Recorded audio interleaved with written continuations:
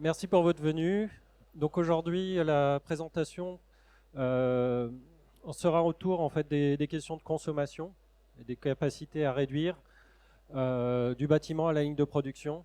Certaines choses intéressantes. Enfin, pour les problématiques industrielles, on est autant intéressé par l'enveloppe du bâtiment que par la ligne de production. Quelques mots d'introduction pour donner les éléments qui nous ont permis d'assurer cette présentation. Donc, je suis de la société The Weave qui a été créée en 2015 à Nancy. Nous sommes donc 7 personnes et nous travaillons autour des problématiques de la donnée industrielle, de sa consolidation, de son optimisation. Donc, nous sommes une société qui en fait édite un logiciel qui s'appelle le What is What. Et pour arriver à apporter réellement des solutions, on collabore très régulièrement avec d'autres sociétés qui vont apporter chacune leur valeur sur la mise en place. Ça va de cartes électroniques spécifiques parce qu'on a des données très spécialisées à aller chercher dans des machines, à des fournisseurs de capteurs, aussi des diagnosticiens, etc., qui vont accompagner vraiment sur la démarche de suivi énergétique. Les exemples sur lesquels cette présentation est basée concernent deux types d'éléments. Déjà dans le côté plutôt tertiaire, la métropole du Grand Nancy et l'Eurométropole de Metz. Donc sur la métropole du Grand Nancy, c'est différents types de bâtiments, tertiaires, musées, stades de foot. Et concernant Metz, c'est un conservatoire de musique, et Boineau, qui est donc une société qui est à la fois un acteur cognac, qui donc va travailler à la fois côté vigne, distillation et mise en bouteille. Les objectifs sur cette présentation, c'est de montrer, on va dire, une première approche simple de la question énergétique. Quelles sont finalement les premières étapes que je vais mener pour arriver à avoir des informations sur déjà mes priorités en matière de gestion énergétique. Montrer aussi qu'à l'heure actuelle, on a des outils qui nous permettent d'arriver dessus rapidement pour avoir des informations et avoir des premiers axes de travail, avec souvent donc des réductions entre 5 et 15% de consommation. Sachant que les éléments qui sont ici devront être complétés par la suite. Ça peut être par des études spécifiques, de la modélisation, etc. On n'a pas vocation lors de cette présentation à savoir tout optimiser dans les process de production, etc., ou déjà étudier un bâtiment dans sa consommation énergétique. Le point vraiment de départ pour l'étude de la consommation, c'est la collecte de données. On n'optimise pas si on n'a pas une mesure qui est fiable. Et donc là, c'est un point qui est clé. La deuxième chose, on va parler d'analyse, mais pour l'instant sur une enveloppe, on va dire, assez simple d'analyse. Et souvent, ce qui va nous permettre de déjà arriver à des optimisations de consommation, enfin même avant des optimisations, c'est déjà de rendre évidentes les choses. Où est-ce que je consomme trop, à quel endroit, à quel moment. Et puis seulement après, on peut se poser la question de l'optimisation de ces processus. Donc première étape, la donnée. Ce qui se passe, c'est que dès qu'on va parler d'énergie, on a une donnée qui est extrêmement en réalité multiple. Elle va venir des installations, des automates, des chaudières, des lignes de production. Elle va venir aussi peut-être, vous avez une gestion centralisée du bâtiment, typiquement du BACnet, etc. Vous allez peut-être aussi vouloir mettre de nouveaux capteurs, parce que c'est pas parce qu'on a une gestion centralisée qu'on a la vision sur la température aux différents endroits du bâtiment, différentes lignes de production. Et puis il y a des informations qui maintenant sont accessibles beaucoup plus facilement. C'est typiquement vos relevés de consommation électrique, de gaz, etc. directement auprès des opérateurs avec une visibilité à peu près à la demi-heure. Ça ne vous permet pas de cibler précisément une machine ou une zone, mais c'est déjà une information qui est disponible. Et puis, dernier point, on va essayer d'éviter, mais c'est quand même un élément essentiel, ça va être toutes les relevés manuels, ça peut être des nombres d'heures de marche sur des machines, ça peut être des endroits sur lesquels il n'y a pas de capteur en tant que tel ou qui ne sont pas reliés. Là-dedans, sur cette partie-là, donc ce qui apparaît comme difficulté rapidement, c'est le fait qu'effectivement l'information elle est multiple. J'ai des protocoles, des moyens de communication qui sont distincts, etc. Donc ça peut être compliqué déjà de ramener cette information. Par ailleurs, on a beaucoup d'équipements qui ne sont pas forcément communicants. La machine qu'on avait de manière isolée, la chaudière, etc. Donc il se pose vraiment des questions, c'est comment, certes je peux collecter, mais comment je le rassemble rapidement. Et puis on peut se dire, bon bah je vais mettre des capteurs, etc. Mais est-ce que je vais pas surdimensionner par rapport à mon besoin parce que j'ai pas fait d'analyse, donc est-ce que je vais vraiment en mettre partout? Il y a déjà des réponses qui sont intéressantes là-dessus pour cette première démarche. Sur les équipements non communicants, on est en capacité maintenant de rajouter des capteurs assez simples. Ça peut être une ligne de production, je vais mettre un capteur qui va faire de la comptabilisation de pièces, par exemple. Ça peut être au niveau d'une machine, on peut mettre des pinces ampères-métriques qui vont avoir sa consommation, etc. Ça a l'air de rien, mais ça ne coûte pas très cher généralement par rapport au coût de l'installation et ça vous permet d'avoir cette information rapidement. Néanmoins, il y aura un besoin, ce sera d'avoir une plateforme qui va réunifier cette donnée, parce qu'il ne s'agit pas d'avoir des Excel à droite à gauche, parce que sinon vous n'en sortirez pas. Donc ça, c'est quelque part, vous avez quand même deux éléments qui sont nécessaires, c'est de capter un peu plus de données et d'avoir ces plateformes d'unification. Nous, c'est ce qu'on fait typiquement avec notre What is What. Sur la question des coûts de déploiement du nombre de capteurs, une approche qui peut être aussi intéressante, c'est une approche diagnostique. C'est-à-dire que vous n'allez pas commencer par mettre sur tout votre site des capteurs partout, sur toutes vos lignes de production. Vous pouvez au contraire aller sur une vision plutôt location de capteurs. Vous allez avoir une démarche à 3 mois et vous allez commencer à faire des points de comptage à différents endroits, les bouger, les déplacer pour se rendre compte, bah, ok, à quel endroit j'ai déjà de la consommation. Ça va éclairer, ça vous évite effectivement de faire un énorme investissement qui ne vous apportera pas le retour sur investissement. Sur les exploitants qui ne rendent pas forcément la donnée, bon, vous pouvez miser sur la révision du contrat, ça peut être un peu compliqué. Donc là, parfois, bon, bah, c'est là où aussi on peut être dans l'obligation de rajouter des capteurs pour faire ces éléments-là. Et donc globalement, en tout cas, voilà, cette première démarche de collecte, la grosse difficulté, c'est la réunification. La bonne nouvelle, c'est qu'il y a quand même des outils, des capteurs, etc., qui permettent de faire ça rapidement maintenant sur le marché. Une fois que vous avez ça, donc vous allez pouvoir aller sur une démarche d'analyse. Si vous êtes accompagné par un diagnosticien, évidemment, il va traduire ça. Maintenant, j'ai donné simplement quelques étapes, on va dire assez importantes, ce qu'on va retrouver régulièrement sur les endroits qui vont être intéressants de regarder sur ces phases-là. Souvent, vous allez avoir une consommation qui se partage entre une zone qui ne bouge pas beaucoup, des éléments qui vont être assez cycliques, qui vont être liés à vos machines de production, au fait qu'il y a des gens qui viennent dans votre site, qui vont allumer le chauffage, etc.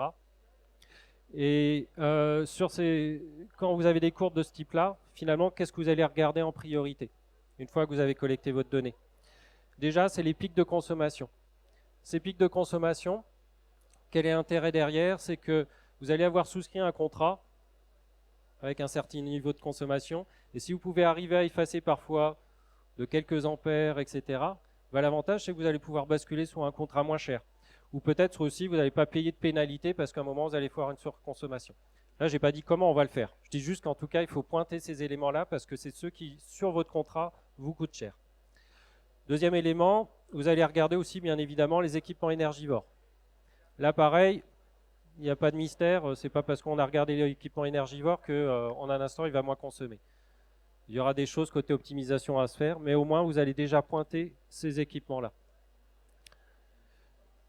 Et dernière étape, c'est ce qu'on appelle le talon. C'est cette zone basse qui ne bouge pas beaucoup. Et donc là, la question, c'est finalement, là, c'est un peu comme chez vous quand vous dites j'ai des équipements en veille. C'est d'aller chasser ça. Alors, comme ça paraît pas énorme, mais c'est souvent des choses qui sont consommées même quand il n'y a personne. Mais c'est souvent un peu compliqué parce que c'est tout confondu. Et là, on va avoir besoin de démarches un peu plus incisives. On va regarder, bon bah ok, dans cette zone-là, qu'est-ce qui le week-end n'est pas coupé? Est-ce que j'ai pas quelques radiateurs électriques? Est-ce que j'ai pas une machine, des utilités qui continuent à produire alors que j'ai pas besoin, je sais pas, d'air comprimé, etc. Et dernier élément aussi que vous allez pouvoir commencer à regarder, c'est la consommation en fonction des usages. Je prends un exemple simple. Si j'ai de la consommation de chauffage sur toute ma semaine, y compris samedi, dimanche, alors que j'ai pas d'équipe, bon bah là j'ai probablement les gains, les quelques déjà 5% que je vais aller gagner rapidement. Et donc voilà, c'est se poser la question. C'est aussi sur une ligne de production, se dire, tiens, est-ce que c'est normal que je consomme autant alors que j'ai pas d'éléments qui sont en train d'être produits? Ces fameuses utilités, l'air comprimé qui arrive, etc., qui continuent à fonctionner, est-ce que c'est légitime? Après, vous pourrez poser la question, est-ce que par rapport au nombre de pièces que je produis, par rapport à la quantité, c'est la bonne consommation. Mais ça viendra plus tard. Déjà, on va aller regarder, on va dire ce que j'appellerais les évidences. Et après, les questions qui peuvent vous être difficiles, c'est effectivement la fameuse granularité du sous-comptage. Où est-ce que je dois aller mettre des sous-compteurs pour aller regarder l'information? C'est aussi le temporel. Je peux avoir des saisonnalités. Est-ce qu'il faut mieux faire ça? Enfin, il y a des choses, le talon, on peut le regarder un peu toute l'année. Il y a d'autres choses, les consommations de chauffage ou de production. Bon, c'est peut-être plus cyclique par rapport à ce que je produis. Il y a aussi l'élément, on en revient aussi à l'unification, qui est le côté que on a un mix d'infos. La température par rapport à la présence de personnes, l'énergie par rapport aux quantités produites. Donc là encore, c'est des informations qui peut-être sont dans votre ERP, qui sont sur d'autres capteurs de présence qu'il faut aller prendre. Et puis aussi, il y a la compréhension. Il faut quand même avoir les personnes qui vont vous dire pourquoi j'ai de l'air comprimé le week-end. C'est peut-être bien normal parce que j'ai bien un endroit dans le site qui l'utilise. Donc il faut toujours avoir les gens du métier qui soient à portée de main. Donc derrière, les réponses, sur la granularité du sous-comptage, là on a déjà parlé tout à l'heure, vision diagnostique, je fais de l'allocation, je déplace pendant les premiers mois mes capteurs. Faire attention à la saisonnalité, mais ça, à la rigueur, c'est simplement les gens, ils doivent savoir ça. Vous avez toutes les personnes qui sauront vous dire. Une fois qu'on a cette analyse-là, on a un certain nombre de courbes, etc. Et là, on peut aller gagner nos premiers pourcentages assez facilement. Ces analyses, en fait, l'idée, c'est de les rendre évidentes. C'est-à-dire que les informations qu'on est allé chercher, c'est la mettre en place des tableaux de bord qui vont être à droite, à gauche, qui vont concerner les différentes personnes. À la rigueur, si vous pouvez leur donner la main, leur disant, ok, c'est quoi ton activité? Regarde, j'ai mis ces différents capteurs, construis ton tableau de bord qui a du sens. Je peux vous assurer que rapidement, ils vont avoir fait ça parce que, ils vont se dire, ah tiens, ce truc-là, je ne l'avais pas vu. Tiens, là, j'avais une fuite. Là, mais pourquoi j'ai cette consommation? Elle est anormale. Et donc, ce n'est pas forcément la peine d'aller chercher des grosses optimisations. C'est les gens qui vont se rendre compte que simplement, ils n'éteignent pas la lumière, ils ne coupent pas le chauffage le week-end, etc. Et ça, tout de suite, vos 5-10%, ils peuvent être déjà là. Donc, effectivement, dans le rendre en évidence, c'est apporter les outils de visualisation. Tableau de bord, c'est déjà très bien. Et puis, avec ça, vous allez voir tout de suite, il y a des fuites. On a emprunté ça. Les pics de consommation, on en a parlé.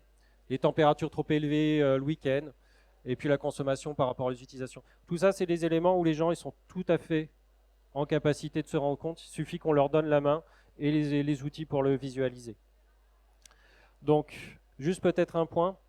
Les sujets de consommation, etc., c'est des sujets qui demandent aussi un pilote en interne. Et donc, si vous voulez impliquer les personnes, avoir des moteurs, c'est comme tout projet. Si vous ne mettez pas une personne qui va vraiment se sentir concernée, qui va les impliquer, il ne se passera pas grand-chose. Donc, c'est un projet, donc vous mettez quelqu'un et vous avez une direction qui supporte l'ensemble. Une fois qu'on a fait ça, on va pouvoir passer dans la phase d'optimisation. Et vous voyez qu'il y a déjà beaucoup de choses à rafler et à prendre dans le premier temps. Donc dans les phases d'optimisation, c'est là où il est très difficile de vous dire comment vous allez optimiser parce que ça va dépendre de vos process, de vos bâtiments, etc. Les endroits où vous allez regarder, effectivement, c'est vos fameux pics de consommation. Là, ça vous pose tout de suite la question de votre process. Est-ce que c'est le bon? Est-ce que c'est la bonne machine? Est-ce qu'il faut prendre une nouvelle machine? Autant dire que là, c'est un sujet en tant que tel. Donc de le prendre de manière frontale, il faut plutôt savoir déjà qu'est-ce que ça coûte. Et comme on sait ce que ça coûte, quel va le retour sur investissement, d'aller chercher les fournisseurs, les bonnes équipes pour pouvoir le faire. Mais au moins, vous avez les données chiffrées qui vous permettent de justifier le projet. Consommation sur utilisation, là, ça va être plutôt des analyses de rendement. Est-ce qu'on est sur le bon niveau, etc. Par rapport au nombre de pièces produites? Est-ce qu'il n'y a pas des endroits où je peux diminuer un petit peu tout en ayant la même qualité de pièces, la même vitesse de production? Je prends un exemple simple, j'ai une chaîne de production, j'ai des endroits où j'ai des goulots. C'est pas la peine d'avoir une Formule 1 en amont qui va me consommer énormément, alors que derrière j'ai une machine qui va à une cadence 10 fois plus petite. Autant diminuer le tout, je diminue ma consommation énergétique, j'évite du stock. Un petit élément que je voudrais vous montrer aussi, c'est la question que dans l'optimisation, ça peut être de réutiliser les énergies perdues. Ça, c'est des points qui sont intéressants. Là, on a un cas, par exemple, donc c'est la société Boineau. Ils font de la distillation, donc ils chauffent forcément assez fortement un certain nombre de liquides, etc. Et donc là, ce suivi qu'on a ici, donc là, vous avez à voir les températures en col d'Ossigne, donc c'est vraiment l'endroit le plus chaud sur leur distillation. Mais ce qui est intéressant, c'est qu'ils ont une sortie de distillerie, vous voyez, qui tourne à un peu plus de 60 degrés. Et donc tout ça, ils vont mettre ça vers des bassins, ils ont des échangeurs thermiques, et ça repart vers les bâtiments tertiaires et autres. Donc ça permet, à partir d'un process de production énergivore, de réutiliser tous ces éléments-là rapidement et de diminuer du coup les consommations internes. Quelques points sur cette phase d'optimisation. J'en reviens sur le côté rendre évident.